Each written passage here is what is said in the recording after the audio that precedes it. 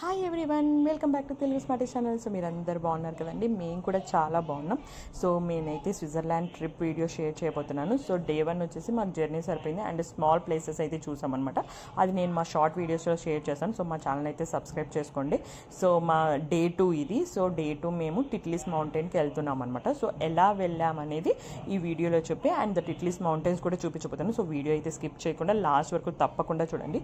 So మేమైతే early morning 7కే start అయిపోయామండి. Because మేము stay చేసే ప్లేస్ నుంచి మేము రీచ్ అవ్వాల్సిన ప్లేస్ 3 hours జర్నీ అనమాట.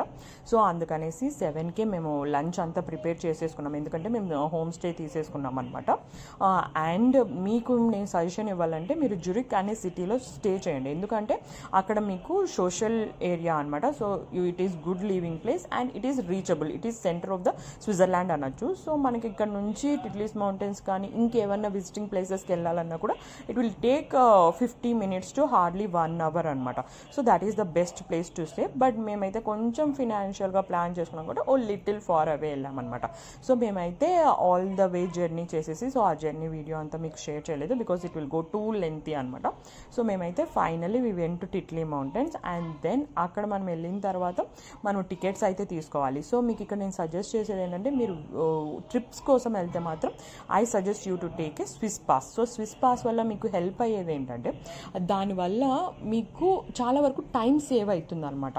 ఎక్కడంటే మనకి ట్రైన్ టికెట్స్ తీసుకోవడం కానీ, లేదా ట్రాన్స్పోర్ట్ టికెట్స్ తీసుకోవడం కానీ, లేదా ఇప్పుడు మనకి అమౌంట్ కూడా సేవ్ అవుతుంది. మేబీ ఆన్లైన్ కొనేటప్పుడు you may feel little costly, అది 4 days 6 daysకి వస్తుంది. బట్ మాకైతే టిట్లీస్ మౌంటైన్స్ దగ్గర మాకు ఒక 10% డిస్కౌంట్ వచ్చింది అనమాట కిడ్స్కి.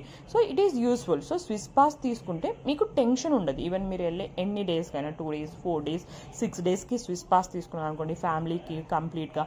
సో ట్రాన్స్పోర్ట్కి మీరు వరీ అవ్వాల్సిన అవసరం లేదు. అండ్ సమ్ ప్లేసెస్ దగ్గర మనకి మంచిగా డిస్కౌంట్స్ కూడా దొరుకుతాయి అన్నమాట. సో ఇక్కడ మనకి మౌంటైన్ రీచ్ అయిన తర్వాత we have a different points to reach అనమాట. So totally it is 3000 miles above from the earth. So ఈ 3000 miles రీచ్ అవ్వడానికి మనకి డిఫరెంట్ పాయింట్స్ పెట్టున్నారు వాళ్ళు. ఈ డిఫరెంట్ పాయింట్స్ వచ్చేసి రోప్వే ద్వారా వెళ్తాం. సో మనం ఫస్ట్ పాయింట్ సెకండ్ పాయింట్కి రోప్వే ద్వారా వెళ్తాం అనమాట. సో ఇక్కడ మనకి వచ్చే జనాలు మీరు చూస్తున్నారు కదా, మా హస్బెండ్ మా కిడ్ మేమంతా ఆడుకుంటున్నాం. సో మీరు ఇక్కడ క్రౌడ్ని ఎక్కువ చూడలేరు. I mean like playing in the snow you can't see. So ఇలా మన విజిటింగ్ వెళ్ళిన వాళ్ళనే చూస్తాం. But it was working day, మేము వర్కింగ్ డే పిక్ చేసుకున్నాం అనమాట. ఎందుకంటే కొంచెం క్రౌడ్ తక్కువ ఉంటుంది అండ్ ఈవెన్ మనకి ఫ్లైట్ ఛార్జెస్ కొంచెం తక్కువ ఉంటాయి. So even working day everywhere it's less కదా. సో అందుకని వర్కింగ్ డేస్ తీసుకున్నాం అనమాట. ఇక్కడ మనకి ఆ వర్కింగ్ డే నేను చాలా సర్ప్రైజింగ్గా చూసింది ఏంటంటే, ఎంతమంది జనాలు తెలుసా. I mean like old people, kids, youngsters, every one they came to skate అనమాట. We were like very surprised.